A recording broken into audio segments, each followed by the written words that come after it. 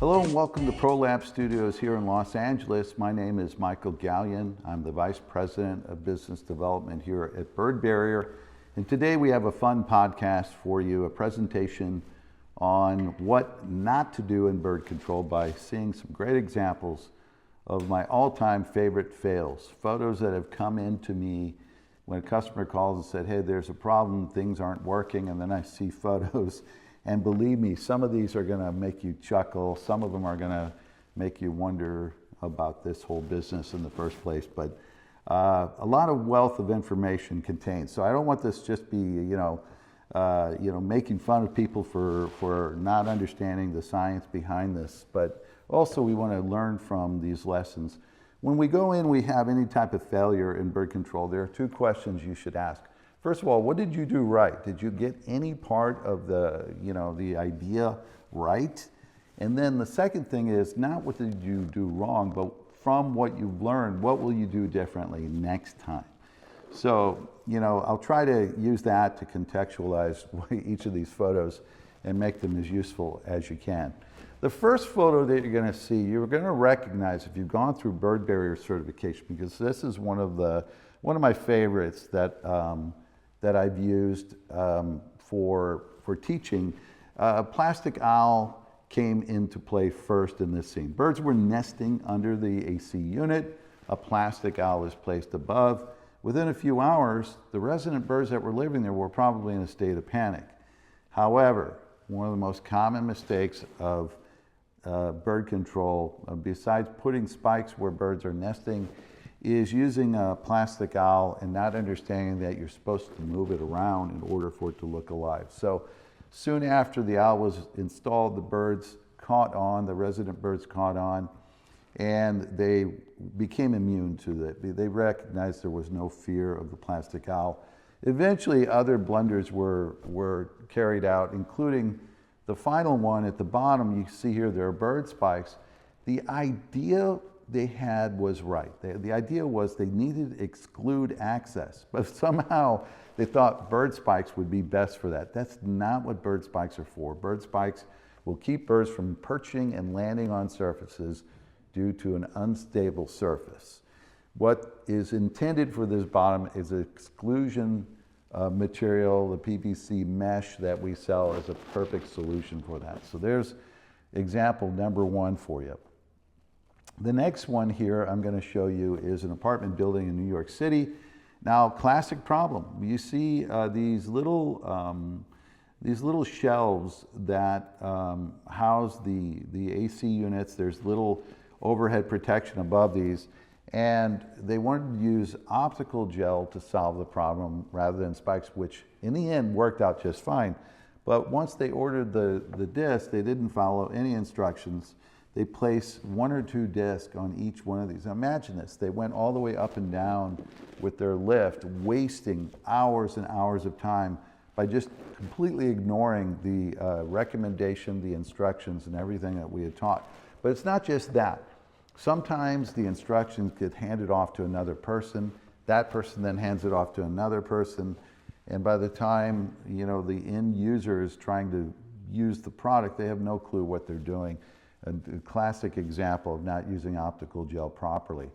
Here's another mistake in mud swallows. This what we see here are the remains of a mud swallow nest, and right on top of the remains was an attempt to install a deterrent known as optical gel from the previous one, right?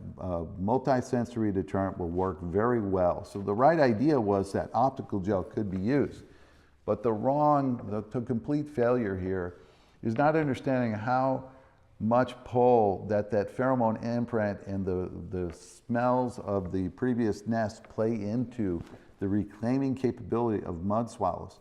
They come all the way from the southern hemisphere back to North America, northern regions, and build these nests, and they're very much looking for the proper scent of their nest. That all has to be completely cleaned up. Dissolve it, the pheromone imprint remover, and then place a tight pattern of disc in. Another example is this one where they didn't even bother to remove the nest. Now, if they would have done this while the the birds were nesting, they could have gotten in big trouble. There could have been a big fine for interfering with the reproduction process of these birds. A lot of birds are protected. This is one of the most protected birds.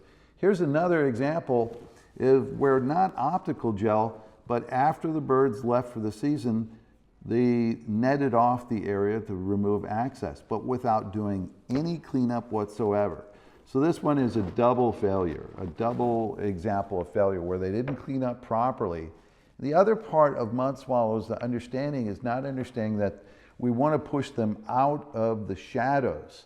So with this net being just covering a small portion of the eave area, left full access. And what we see right here is a mud swallow that's come back and in the next season is just simply building a nest right under the net. Double fail example here that you don't want to make that mistake. You want to learn from it. Here's another classic example. This one's really quite strange if we really look at this. First of all, we have birds nesting on top of the lamp, right? This is a common problem, and perhaps spikes were there at one point. Well, not only did they not remove the nest, which is really critical, the area, once the nest is removed, is the area that you want to treat.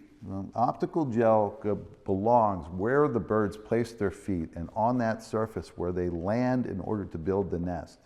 And for good measure, without any reason whatsoever, they mounted the disc using zip tie mounts, but glued those to the wall. So this is one of my, I wouldn't say favorite, but it's a glaring example of incompetence being carried out without any understanding. All of these examples could have been avoided by a simple phone call to 1-800-NO-BIRDS, and one of our many customer care people could have helped. Another example of not placing optical gel disc where the birds place their feet. Now this was another example of a mud swallow, but where the disc belong is where the birds place their feet, and that would be on the wall, the ceiling, in a nice tight pattern wherever they go. Even if this would have been placed in the place where the birds place their feet, the spacing is off as well. Okay, another example of not placing the disc where the birds place their feet. They had plenty of optical gel. They probably had what looks like they cleaned the wall really well before they installed the disc. Yet the very surface that they needed to treat was the lamp, or actually this is a housing to a security camera, is what that is. Clean that completely off, remove the nest, and probably about 8 discs total would have solved this problem. Classic, one of the most common failures, I mentioned it earlier, bird spikes where birds are nesting. And just the artwork in this one is pretty amazing. Like, we have this utility box where birds have been nesting, and even after cleanup and everything, you could put spikes in there, and now the birds have a much better device system to build their nest in. And right away, the birds just reclaimed the area, and now they have even better results. Here's another example of it, where birds are nesting somewhere, you place bird spikes on that area, and you're just going to have birds nesting. Even if you place them in areas thinking in terms of exclusion, spikes are not meant for the highest pressure nesting birds. So these are great examples. Not only is this a bad example, of an attempt at bird work, but for good measure, they even place bird spikes where birds would not even be landing. It's just, I don't know if they're trying to recreate a cactus effect or something, but as we can see, these gutters look ridiculous.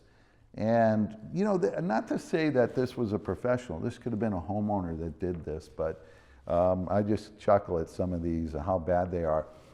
Even lower than that is to use wire brushes for bird spikes. Guess what? Those probably cost more than bird spikes.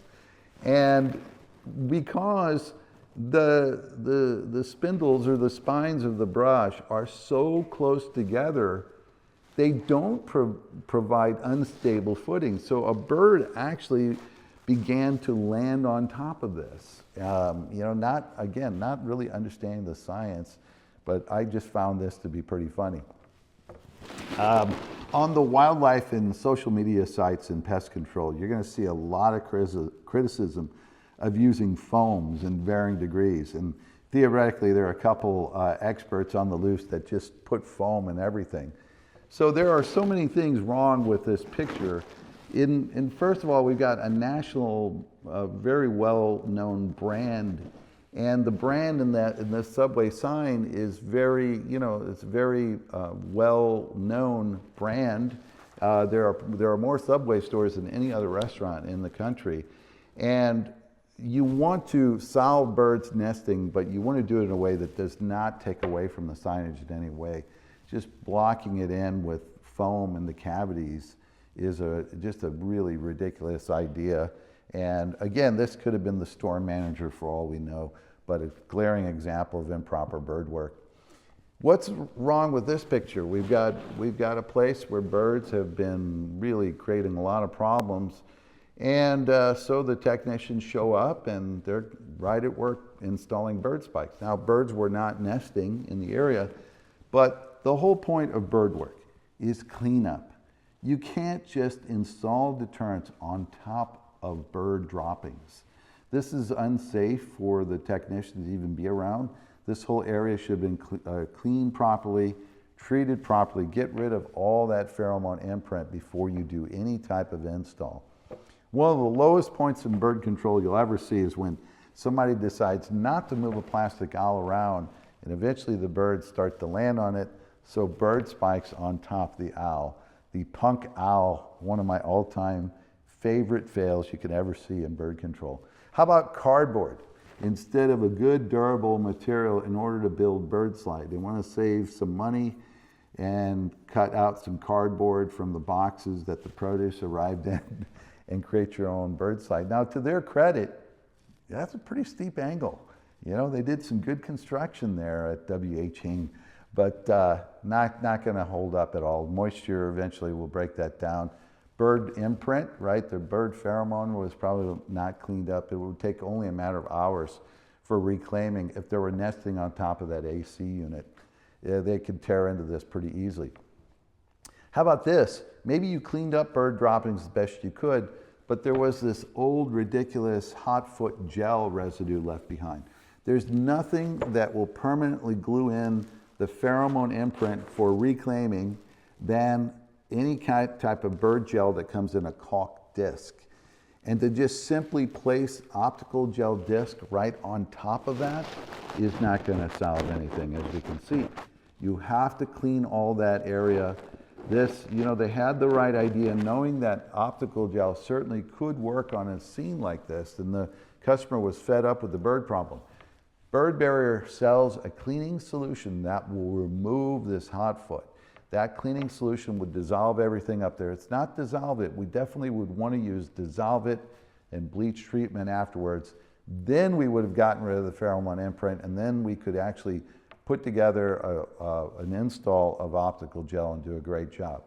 How about this? A daddy longleg, which is a ledge deterrent or a surface landing deterrent, placed on the side of a building in order to keep woodpeckers away. And then a competitor's spinning device placed sideways. Again, there are proper uses of deterrents that could solve this. A combination of optical gel with our intimidator spinners is what those are designed for, do a much better job than what we're seeing in this picture here. How about this? After all else fails, in the open cavity where birds are nesting, will not be able to be kept out of the place, and birds were continuing to get up into that roof return for nesting. They took the failed owls and jammed them up in there as an exclusion device. You got 2 owls up in there permanently in the process of trying to keep the birds out of there. And then the last one that I just have to chuckle, I have to show this photo. I myself cannot do bird work because I have a beard. Beard creates a problem where you don't get a proper seal. Dude, this looks like a guy from Monsters, Inc., in my opinion. He shaved a pathway so that when he puts his mask on, and this was not a joke. This guy seriously was like, okay, I'm not going to shave off my beard. And I'm sure any of his love interest in his life probably got quite a kick out of this beard. But anyway, I'm never going to shave myself that way. So there you go, some funny little examples of what not to do in birth control. Hopefully you've enjoyed this. If you have some that you want to share, please keep them coming. I have a folder on my phone called Hall of Shame, and these always get outdone. I'm amazed at what kind of photos. So if you're out there and you have a really good one to add to this collection, maybe we'll do a second series of these in the future, just to keep the comedy coming. And send them to me. You see the links below where you can access and send them in to us. We appreciate it. Again, my name is Michael Gallion. I am the Vice President of Business Development here at Bird Barrier, and we will see you at the next podcast.